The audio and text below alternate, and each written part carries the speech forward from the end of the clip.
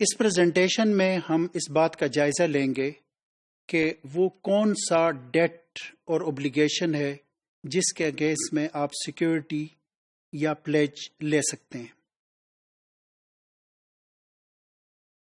اس حوالے سے جو پہلی کنڈیشن ہے وہ یہ ہے کہ وہ ایک اسٹیبلشڈ اور irrevocable ڈیٹ ہو، یعنی اس کا مطلب یہ ہے کہ اسے ہر حالت میں اس ڈیٹ کو ادا کرنا ہو یا کہ اس کی پیمنٹ کرنی ہو۔ اسٹیبلشڈ ڈیٹس یا کہ irrevocable ڈیٹس میں بہت ساری چیزیں آتی ہیں۔ فرض کریں کہ اگر ایک شخص نے کوئی چیز کریڈٹ پہ خریدی ہے تو جو پرائس ان کریڈٹ سیل، اس کو ہم ایک اسٹیبلش اور irrevocable ڈیٹ کہتے ہیں۔ اسی طریقے سے ڈیفرڈ ڈاور ہے، مہر معجل، یہ بھی ایک قسم کا اسٹیبلش ڈیٹ ہے کہ جو کہ ہر صورت میں ہسبینڈ کو ادا کرنا ہے۔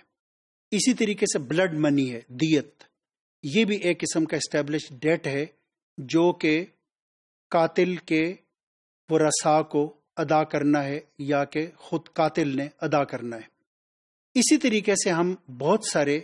ایسے ڈیٹس لے سکتے ہیں کہ جن کی ادائیگی یا کہ جن کی پیمنٹ وہ ہر صورت میں جو پرنسپل اوبلیگور ہے اس پہ لازمی ہوتی ہے۔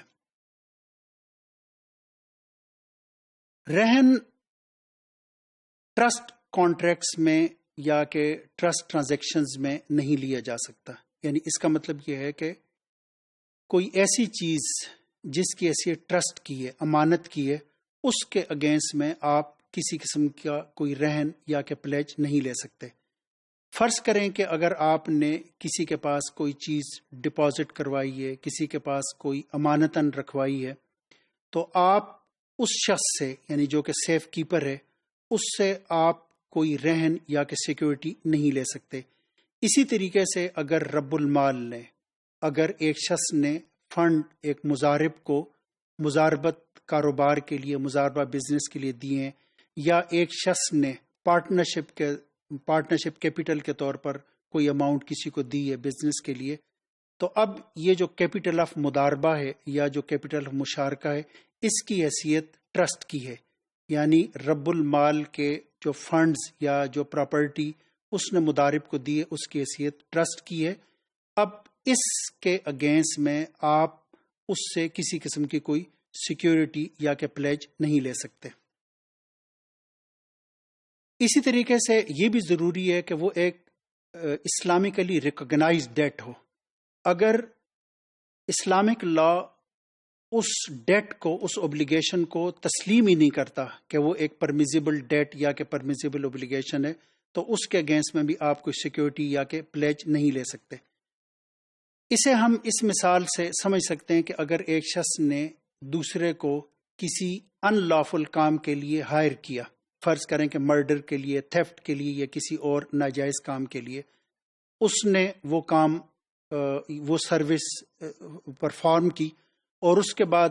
وہ اسے یہ کہے کہ یہ جو میرا ریمونریشن بنتا ہے یہ اب ایک ڈیٹ ہے آؤٹ اسٹینڈنگ اگینسٹ یو،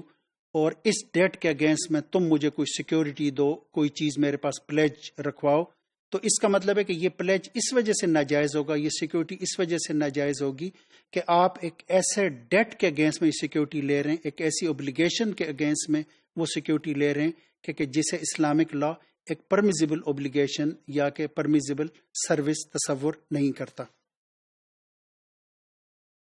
اسی طریقے سے یہ بھی ضروری ہے کہ جو کلیم ہے یا کہ that, it should be known. مثلا یہ نہیں ہو سکتا کہ آپ یہ کہیں کہ میں ان 2-3 لونز میں سے ایک لون یا کہ ان ڈیٹس میں سے ایک ڈیٹ کے اگینسٹ میں یہ چیز سیکیورٹی کے طور پر یا کہ پلیج کے طور پر رکھوا رہا ہوں، یعنی اس کا مطلب یہ ہے کہ that against which security is given should be clearly identified and known۔